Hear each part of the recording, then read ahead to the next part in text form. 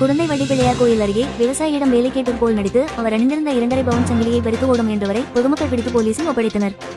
விடுதலை சிறுத்தைகள் கட்சி சார்பில் திருப்பனந்தாள் அருகே நடைபெற்ற அம்பேத்கர் சிலை அடிக்கல் நாட்டு விழாவை அக்கட்சித் தலைவர் திருமாவளவன் அவர்கள் அடிக்கல் நாட்டி தொடங்கி வைத்தார்.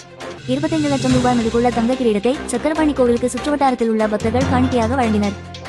6,65 லட்சம் ரூபாய் மதிப்பிலான நலத்திட்ட உதவிகளை சமத்துவ நாளில் தஞ்சை கலெக்டர் பிரியங்கா பங்கஜம் அவர்கள் சுமார் 1010 பேருக்கு வழங்கினார். குடந்தையிலிருந்து 3 இடைநிலா பேருந்துகள், தஞ்சைக்கும் 4 சென்னை பேருந்துகளும் மற்றும் 5 மகளிர் விடியர் பேருந்துகள் என மொத்தம் 12 புதிய பேருந்துகள் துவங்கப்பட்டன. திரு அம்பேத்கர் அவர்களின் உருவப்படத்திற்கு இந்து மக்கள் கட்சி அமைப்பினர் மாலை அணிவித்து மரியாதை செலுத்த விடுதலை சிறுத்தைகள் கட்சியினர் எதிர்ப்பு தெரிவிப்பது வேதனையாக உள்ளது என்றும், திரு நயினா நாகேந்திரன் அவர்கள் திரு அண்ணாமலை அவர்களுடன் இணைந்து திராவிட ஆட்சியை அகற்ற வேண்டும் என்றும் இந்து மக்கள் கட்சி நிறுவனர் திரு அர்ஜுன் சம்பத் அவர்கள் குடந்தையில் பேட்டி. மத்திய அரசின் உதவித்தொகையை பெறுவதற்கு விவசாயிகள் தங்கள் நிலவுடைமை விவரங்களை வரும் 15ஆம் தேதிக்குள் பதிவு செய்து கொள்ள வேண்டும் என கலெக்டர் பிரியங்கா பங்கஜம் அவர்கள் தெரிவித்துள்ளார். தஞ்சை மாவட்டத்தில் நீர்நிலைகளை 26,28 லட்சம் ரூபாய் மதிப்பில் தூர்வாரும் பணிகள் ஆரம்பிக்கப்பட்டு மே மாத இறுதிக்குள் முடிக்க திட்டம் என அமைச்சர் திரு கோவிசெழியன் பேட்டி. குடந்தையில் புற்றுநோயை கண்டறியும் முகாம் மெர்வே ஆஸ்பத்திரி மற்றும் சக்தி ரோட்டரி சங்கம் சார்பில் நடைபெற்றது.